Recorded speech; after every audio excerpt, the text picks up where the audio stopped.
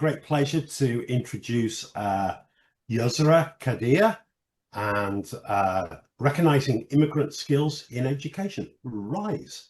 Over to you, Yusra, Amy, Nagar, and Jack.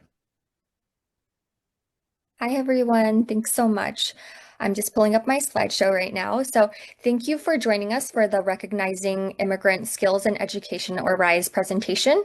I'm Amy Jo, Project Coordinator at Mothers Matter Canada, and I'm joined by my colleague, Yusra Qadi, Chief Programs and Advocacy Officer at MMC. We join you here from the Musqueam, Tsleil-Waututh, and Squamish Nations, and I'll let our other colleagues introduce themselves. Hello, everybody. My name is Jutman Bajaj. I serve as Executive Vice President with the Metric Corporation, and we'll talk a little bit about the technology that we're helping MMC with. Over to you, Nagar. Hi, everyone. My name is Nagar Khodarahmi. I am a PhD candidate at UBC and a sessional lecturer in the early childhood program, and I was the project coordinator at the UBC team. Thanks. So at Mothers Matter Canada, we create innovative data-driven community-based programs that combat social isolation and empower economically vulnerable mothers so that they and their families can lead fulfilling lives. And together with our national network of program delivery partners, we provide programs to communities across Canada where all mothers and children can achieve their highest potential. So a little bit about the metric, and in this particular context, with all of us looking at PLAR and CPL, as it might be called in some other jurisdictions, kind of look at this as PLAR having, generally speaking, a bit of a credibility challenge or problem. It's not a quality problem, though, right? The prior learning we all know is real. The skills are real. What we found at the metric is that the systems that evaluate and assess those skills and that prior learning, they weren't necessarily built to see evidence that looks like work instead of evidence that tends to look like a test score or a transcript. And we've seen this with self-attestation just before the break and other examples throughout the day. And so that's one of the gaps that the metric was built to close. We are trusted advisors to the OECD and multiple governments around the world for competency framework design. So we're not just a technology company selling into policy, but we're the people who help build standards that other credentialing systems can follow. And you'll hear from us again in about an hour, but we're doing this across North America, and we cover about 1,000 occupations globally. We'll talk a little bit about Validate in a bit, but it is our assessment infrastructure. But we'll talk about how that's supported MMC and UBC in this process to date, but I'll pass it back to Amy. So Nagar.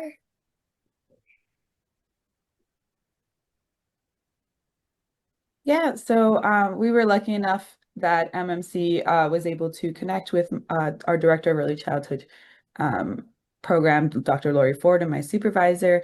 We are the University of British Columbia. We're a global center for teaching and learning, and we very much embrace these new innovations and taking on new programs as the Faculty of Education. Myself and my supervisor, being a little bit more familiar with Mothers Matter's work, recognized, as Japman said, that experience right away and those skills right away, and began thinking about one of the gaps that we're facing at UBC and universities across Canada, in which we are trying to build a better workforce in early childhood education and to allow more people access to our programs. Thanks. And to give you some insight into Canada's labor market, the federal government is investing an additional $36.8 billion over 5 years in early learning and childcare systems. Yet we continue to see a critical shortage of early childhood education workers for families across the country. And that's where we step in. Each year, hundreds of thousands of newcomers arrive in Canada, and many newcomer and refugee women bring with them the education and work skills needed to enter the labor market. The challenge is that Canada's traditional credential systems were not designed with internationally trained workers in mind, as Japman had noted. We consistently hear about barriers like difficulties obtaining official academic transcripts, challenges demonstrating English proficiency. Many who are fluent in English are required to pass standardized tests like IELTS, and persistent obstacles translating foreign credentials and credentials into Canadian equivalency standards. So to give you some context on our core program, which is the At Home in Canada program, mothers who were previously program participants are hired and trained as home visitors.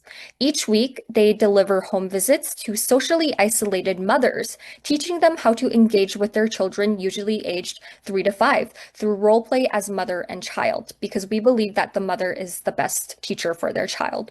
And home visitors are therefore already fully immersed in that early learning environment, and our curriculum provides a strong foundation for children to start school ready to succeed. And this map shows that we have 49 program sites across the country. So we have a lot of interested participants in this RISE project. And this brings us to the Recognizing Immigrant Skills and Education project, which pilots a barrier-free pathway to employment as certified ECE workers for immigrant and refugee women with the support of Women and Gender Equality Canada. Through this project, MMC will collaborate with UBC and Volumetric to develop an innovative, streamlined pathway for home visitors to receive an ECE certification based on the learning, skills, and work experience they've already gained in their roles. Given the shortage of ECE workers in Canada, MMC recognized an incredible opportunity. Rather than starting from scratch, we would help the women already working in our programs obtain their ECE certification faster because they already have these skills and knowledge to do the job. And we wanted to share what one home visitor said about this opportunity. The opportunity to have my prior experience recognized and engaged in targeted learning at UBC is not just a convenience. It's the most efficient and respectful path to credentialing for a professional like me. This speaks directly to why RISE is needed and why it works. These women are already professionals. We are simply creating a pathway that reflects that. And to walk you through the RISE timeline, home visitors submit an expression of interest form to MMC, and they have to meet UBC's academic and English proficiency requirements to be admitted into RISE.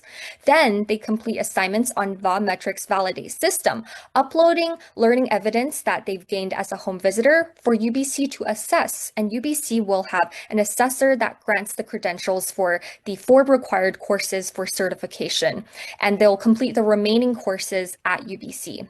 Then home visitors apply to UBC's ECE program, and once they're accepted, they enroll in the remaining courses that they have to complete, including their practicum to receive the ECE certification.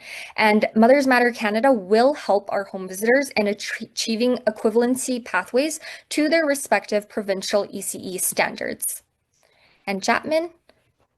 So the Validate platform, which has been in sort of a continuous development mode for 30 years across, again, 27 countries, as I may have mentioned earlier, it seeks to answer ultimately one core question is, does this person have the skills to do the job? Can they perform? Which is a very different question from, can they pass tests and do they interview well, or does their resume look good? And so in an ecosystem perspective, what we try to do is we try to allow for individuals and participants to show off all the things that they can do, demonstrate their actual skills. For organizations like MMC, this absolutely helps them meet their mission of creating economic participation and economic accessibility by focusing on what people can do as opposed to the credential they may have had in a different country, or if it's a career pivot, a whole new opportunity where a previous credential may not necessarily even do the trick. In working with UBC and other post-secondary institutions and other assessing institutions, what we try to do is we try to match the performed demonstrated competency and skill and meet an academic rigor. Now, what we don't ever say is just because you put evidence and validate, that will result in a positive assessment outcome. But what we try to do is say, this is what good evidence looks like. This is how you can really put your best foot forward and try to enable our academic partners, in this case, UBC, to make as many strong assessment determinations as possible, and hopefully at scale. One of the other things we try to do is to reduce the amount of time that it takes to do a PLAR assessment, which traditionally can take weeks and months. We try to encourage or enable a process that ends up in just a couple of days. And at the end of the day, all of it to a standard. Back to you, Amy. Oh, sorry, yes. So in this case, my apologies. So Invalidate's role in RISE is exactly as Amy outlined around the curriculum with at the at-home program is to enable newcomer moms who are going through the program to categorize, catalog, and collect their actual competencies that they're learning on the job and map those directly to 4 UBC courses, which we'll talk about next, but ultimately to then map that directly to those courses to better enable the potential for PLAR to take place and for newcomer moms to expedite their process and certification.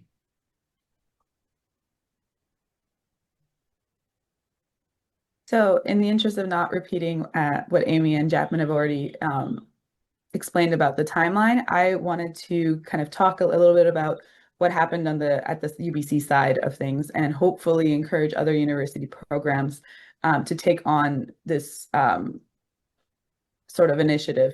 Because there's, as with anything, there's always a little bit extra, a little more work, but also really great inspiration for even more. So in the example that for us, we reviewed the entire curriculum, the HIPPY curriculum, the home visitor guides. We learned more about their professional development that they might do, and all of that just confirmed what we already knew, which is the skills are there, that they have done professional work in this environment, and how can we map that onto our courses at UBC. So we were fortunate enough that our team for this first iteration consisted of PhD students and sessional and faculty members who have taught these courses. So they were very familiar with our courses, and we were able to identify 4 courses that could be PLAR'd with the experience that these mothers and home visitors, I should say, had. And those included our introductory course, 401, supporting young children's health and well-being and early learning, 406, curriculum designs for supporting and learning in preschool years, 407, supporting early learning in the preschool years, and 421, which is supporting young children through home, school, and community relationships. We found that because of the holistic approach and to development that HIPPY has, they covered this wide range of learning and skills that you would be able to do over 4 courses. And of course, as I said, with everything, there's some hiccups that happen along the way. We are an online program, or what we offered RISE was the online program. And so we were able to take on students from all over Canada, potential students from all over Canada from the home visitors. And so we did have to go to the ministry and do a little bit extra work there on how they could meet their practicum requirements. And so that took a little bit of extra work from our director and our staff here at UBC to work with the ministry on how they could still meet the requirements to be accredited. Another, again, very small discussion, not very small, important discussions that we had along the way was whether some of the courses would benefit from proof of the certification from professional development. So one of our courses, we did require that they had done the professional development that so many of them had completed, and then show us evidence of that learning as well, because that gave us a little bit of extra knowledge that they have done the work. But what the experience was from our side was kind of reconciling with what skills are there, but keeping the integrity of the program and setting up students so that they would succeed. We didn't want to PLAR for PLAR's sake, and we wanted to make sure that they did meet the rigor and intensity of our programs, and that the application process normally would, make sure that would happen. So there are lots of places in which, when we created the rubrics for each course and to assess the evidence, we made sure that if there is a part where we're unsure about, or Mothers Matter or home visitors were not being trained in specifically, that another course within the program would be either specifically talking about that, or many other courses would address this topic. So those were kind of the things we had conversations about on the UBC side. And of course, right now, our next steps where we are at is that we're reviewing and assessing the home visitor assignments that were provided to us through the Validate program on a pass-fail basis. If they are successful, we are granting them credit. If they need a little bit more information, we are doing conditional credit and asking them to upload more or clarify any issues there. And if they're not, we are giving kind of a longer explanation to each home visitor about why they don't meet this specific courses credits yet. And so we're going to admit those home visitors who meet the language requirements that are set by the entire university across graduate programs and the ECD program. And we're also trying to explore pathways for them to complete the supervised practicum. As we said, we did have to work with the Ministry of Education here in BC to make sure that those practicum programs that we have already set up in BC, those same regulatory certification and requirements are being met in other provinces, and also some more guidance around how to get their certifications in their home provinces once they've completed the program. Thank you, Nagar. So for our program outcomes, we aim to streamline a barrier-free pathway to employment as early education workers for newcomer and immigrant women, recognizing that our home visitors' times at the At Home in Canada program is valuable and deserves to be formally acknowledged. This will also contribute to reducing the labor market shortage of ECE workers in Canada. And as we scale this program, we anticipate increased access to high-quality, affordable early childhood education and childcare services for families across Canada. And we're also committed to advocating for systems change to address the credential barriers I described earlier, from transcript access to English proficiency requirements to equivalency standards. And we will close with one more reflection from a home visitor. So as an adult immigrant, support from RISE would help me become more stable and provide financial security for my family. It would also allow me to inspire and guide other immigrant mothers in making good career choices. So that's exactly what RISE is designed to do: create a stable, efficient, and barrier-free pathway for our home visitors to gain their ECE credentials in a process that respects who they already are and what they've already gained in knowledge and work experience. Thanks so much for listening to our presentation, and we welcome any questions. And our contact information is also below if you'd like to email us.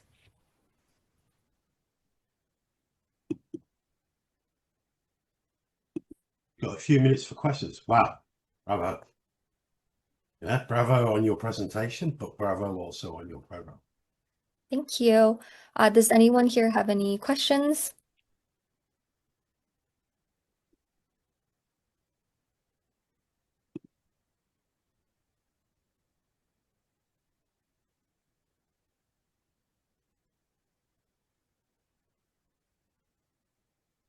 I have a quick question.